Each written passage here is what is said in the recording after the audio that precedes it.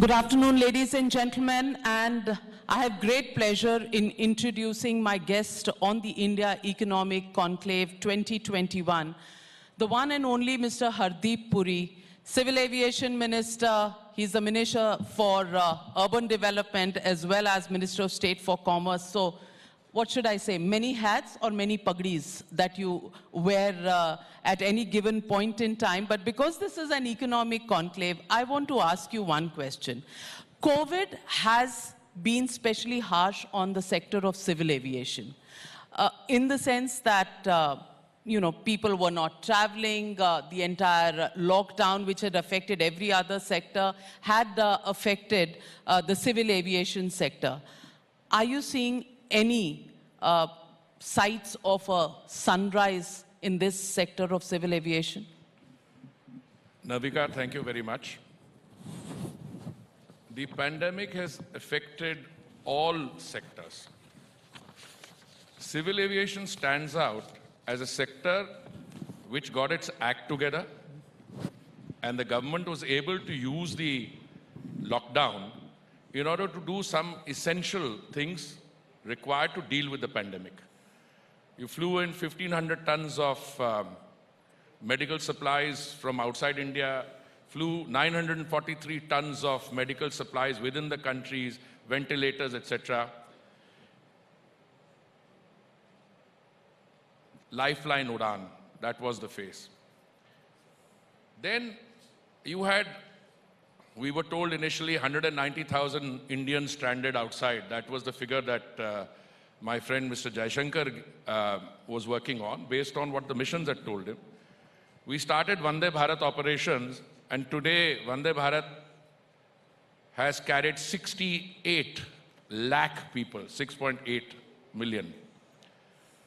Out of which Air India alone has carried something like, I think, 2.5 million or thereabouts. Domestic traffic, which was closed totally, but for the second wave of the pandemic, and you and I in our conversations will recall, I was saying that ultimately it depends on the behavior of the virus. If we had not seen the virus in some variation rearing its ugly head again, I would have opened up domestic civil aviation 100% by 1st April in the summer schedule. It's been delayed a bit.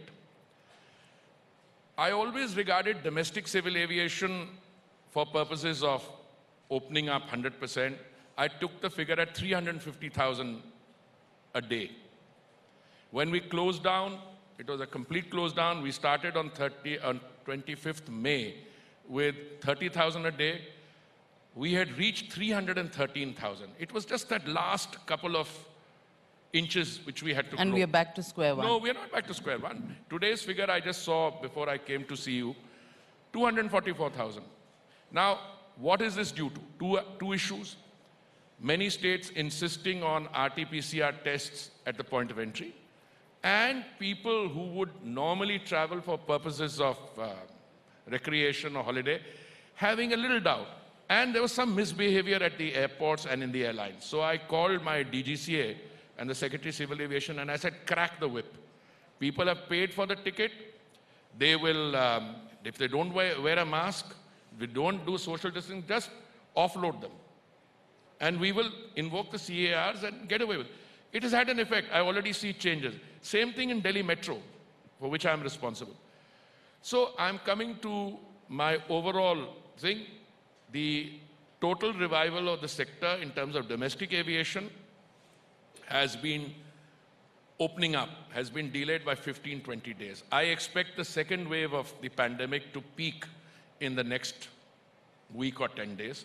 And once you reach the peak and etc., it comes down and your growth figures will go up. If it's 244,000 yesterday, it'll go up to about 270, 280.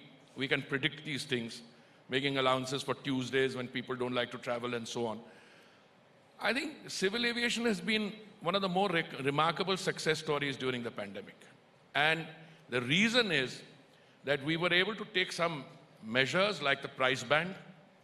Today, the lower band is just marginally higher than a second-class AC ticket. So if you have a choice of traveling between Delhi and Mumbai, second-class AC and pay 3,000 rupees and 3,500 by air, I think the choice is obvious.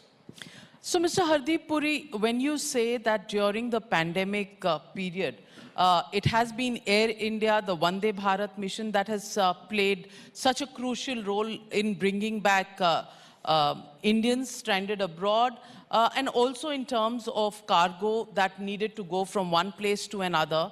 But it is the same airline which has been on the sale block forever and ever. You want to sell it off. The government is incurring losses on a daily basis, and that's why you want to sell off Air India. I want to ask you two questions. One, there is political opposition to the government's disinvestment plan, which says that you're selling off the family silver. And on the other hand, how do you do these national services when there are times of contingencies if you don't have a national carrier? I would have been disappointed if you had not used that family silver expression. I don't know which family and who's silver, but let me tell you. Are you referring to a certain family in India? No, I'm not. I'm going to provoke you in a minute. No, it's my job to provoke you, so that you can give us the headlines. You know, I don't easily get provoked. All I can tell you is airports, that's what you're talking about, and Air India, these are two separate processes. And I'm going to come to airports because Air India will come to a little later.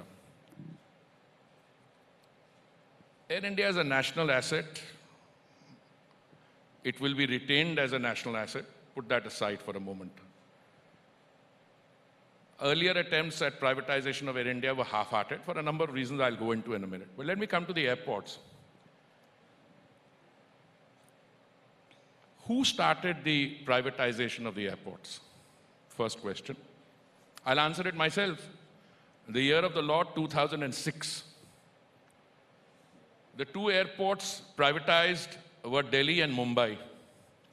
Madam, when I was a young Foreign Service officer, I used to travel from my first posting when I went to Tokyo. Delhi airport has a throughput at that point of time in 1975 of 1 million passengers. Today, Delhi airport does 70 million passengers. I'm amazed. I'm amazed, frankly. And therefore, I was going to ask you, have you heard of the expression CCP? I'm not talking about the Chinese Communist Party. I'm talking about the confused Congress politician. Things for which they should be taking credit. One of the better things they did was a privatization of these two airports, for which they can legitimately claim credit. Delhi and Mumbai airports are success stories, not just by the Indian yardstick, but by global standards. When Delhi and Mumbai were privatized, okay, we had no experience. So the Congress party can actually be legitimately claiming credit for something new that they did. All right?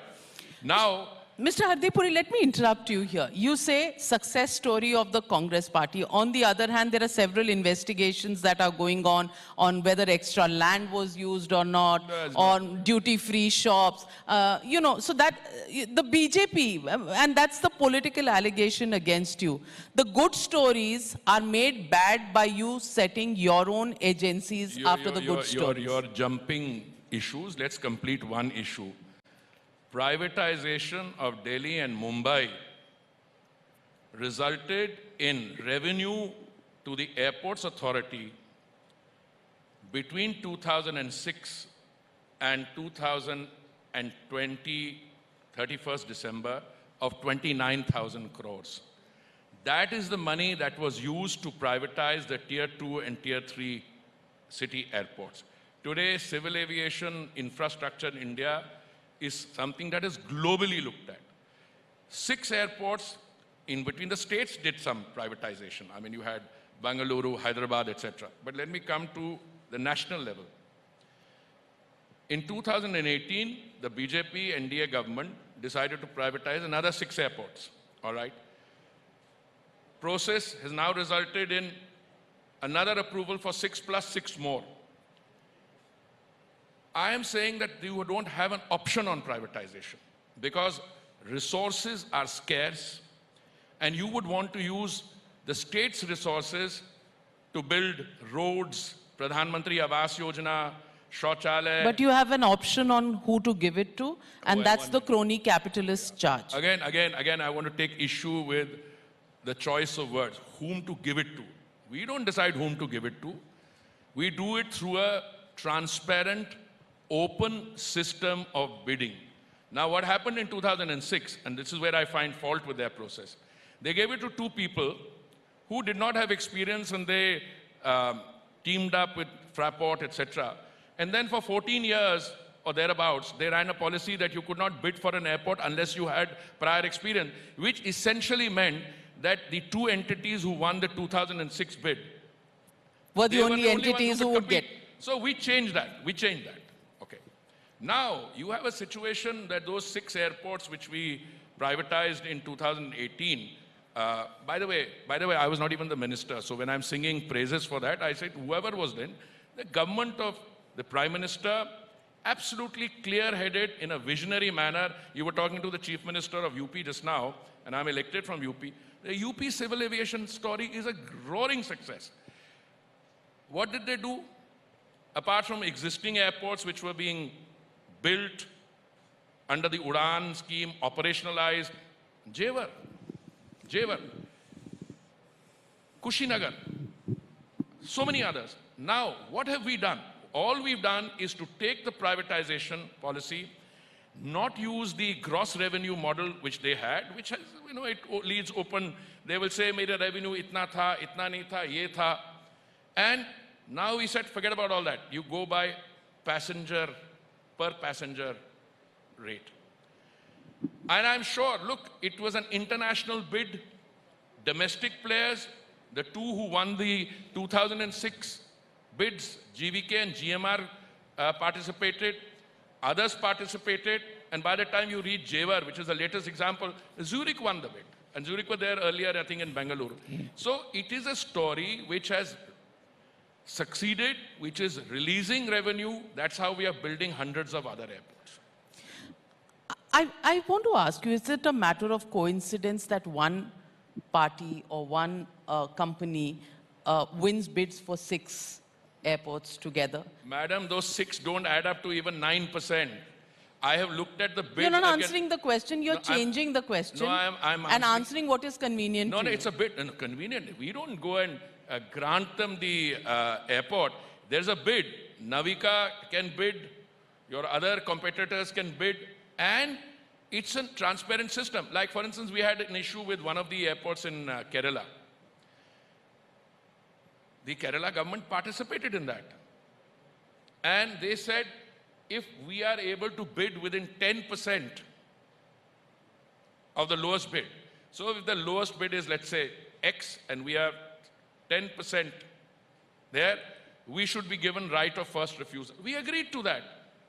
Now, we cannot determine what you are going to bid. Why did that entity win all 6? I've tried to understand it. Very simple. If you look at the bids, they're very much, in one case, the difference is 3%. In the other case, it's 14%, it's 21%. Because if you decide that I'm going to bid for 6 together, there are economies of scale.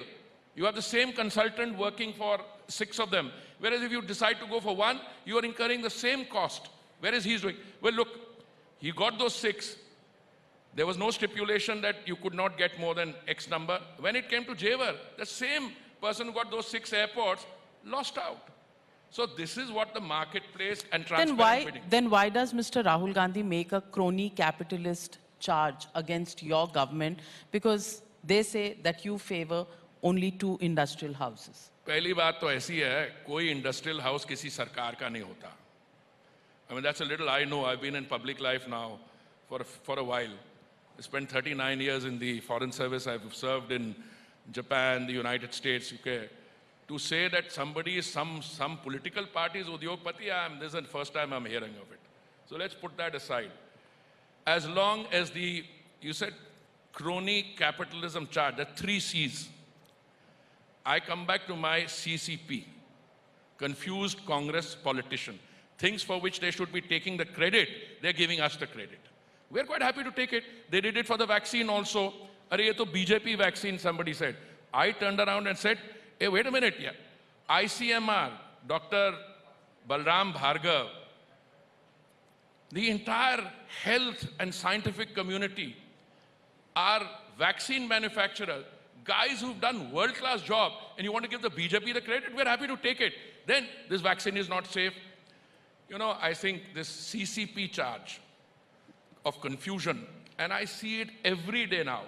If you can't change your politician, which you can't because you're parivarik controller, family controller, get a better set of advisors. They will tell you what issues to take up. That's why nothing that they say, which is of fundamental importance to the mainstream discourse, ever sticks on us. Because, you know, if I have to criticize you, I can start by saying you're very aggressive as an anchor, you bully your guest. It might stick because when they see you, you'll say she's very tough. But on the other hand, if I turn around and say you're picking the wrong issue, I will not, because you're picking the issue which is setting the national thing, you get full marks on that. I think the Congress needs a new set of advisors. You know, if you look at the G23, they can't change the control within the party. That will remain, as I said, parivarik. Mr. Hardeep Puri, as far as Air India's privatization is concerned, it's on the budget this year that it has to be concluded. We've seen in the past, it hasn't been very successful. This time around, you know, already people are turning around and saying, oh, the government will force somebody to buy it if there are no bids. How do you look at it? Because there is no word on the timeline for Air India's privatization. Well, let me utilize the hospitality you are supplying me. Yesterday there was a meeting, I don't know what it's called, there are several layers, but they've decided that the financial bids have to come in within 64 days. You know what that means? Okay. The financial bid will be in, let's say, April, sometime June. May. I don't know what 64 days calculated from when. I don't have the exact figures with me. This was my briefing last night. Earlier attempts at privatization were not successful because those attempts were half-hearted. What the previous governments have done, I have no thing, but we learned... In your government itself, there have been no bidders. One attempt, but that was before the 2019 election, where we said that we will disinvest 76%, retain 24%. Now, I was not the minister then, and I don't know what went into it. Maybe they were feeling inhibited just prior to a national election. Maybe there wasn't the application. This time we decided there is no choice. We either privatize or we close the airline down. You know, we run a loss of 20 crores every day. And this, in spite of the fact that Air India is actually making money now, because the mismanagement had resulted in cumulated debt, Navika ji, of 60,000 crores. To service that debt, and I can tell you, I don't have the capacity to keep going to Nirmala ji and saying, please give a little more money. We have decided Air India will be disinvested. We have to keep it running till it gets disinvested. We are looking at another timeline. Now, you know, what is it called, that data room for the prospective bidders to look at, that is opened up. 64 days, I think, for financial bids to come in. And after that, it's a question of taking a decision and handing over the airline. And by the way, you said that government will force somebody to take it. What is that margin of persuasion we have to tell somebody to take it away? I mean, I'm not aware of anything. People will buy the airline or have shown interest because it's a first-rate national asset.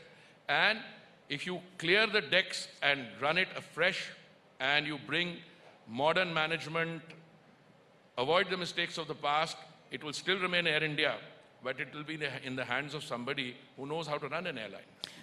Are you saying the government and the previous ministers have not known how to run the airline? I will reserve judgment on that. I can tell you very much that I spent 39 years in another profession, and I'm very happy that I have a CMD just now and a secretary both who know something about running airlines, and all three of us are convinced that the airline needs to be sold. Mr. Hardeep Puri, we also understand that Air India's profitable ground handling unit has also been put up for sale. So are you saying the national carrier goes away? What happens to the government's services that the government undertakes during periods of force majeure, as they are called, or various disasters that take place, or even something like a pandemic? There are two kinds of services, if I may broadly classify them.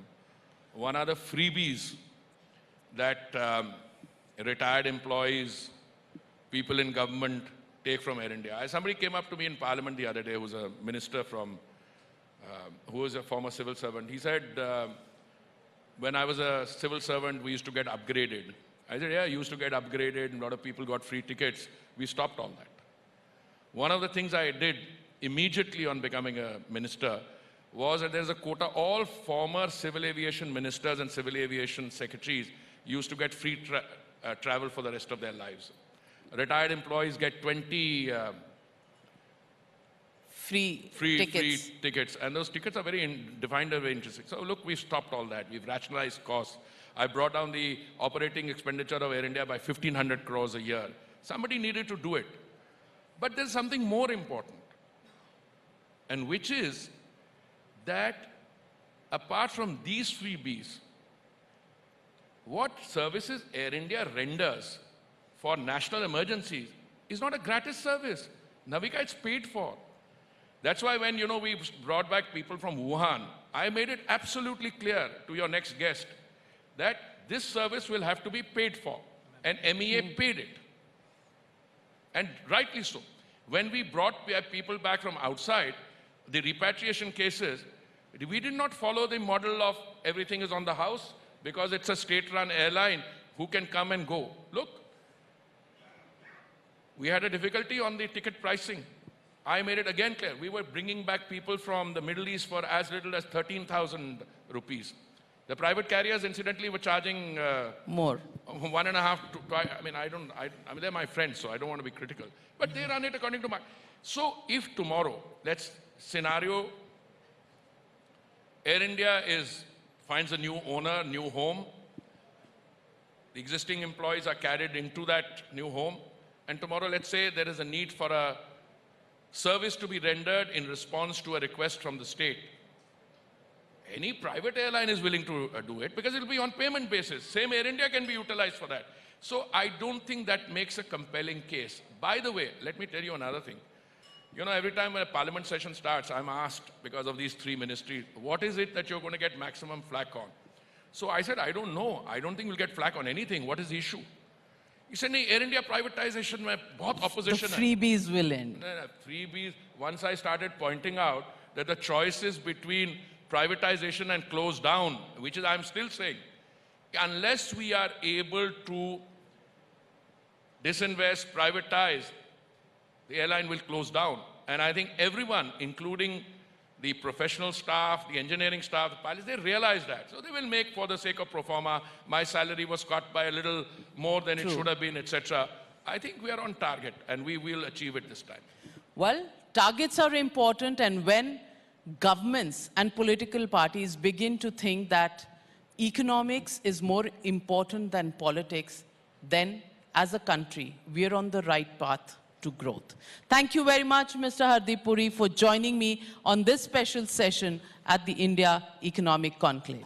Thank you. It's always a pleasure to talk to you, Navika. But I think the core message of the Modi government is that good governance and good economics also makes for good politics. I had predicted 300 for you in the last election, and we're getting the rest of the story right, so one day I'll make a prediction of what's going to happen in the next one. But thank you very much. Well, I'll take you up on that. Thank you very much, Mr. Hardeep Puri.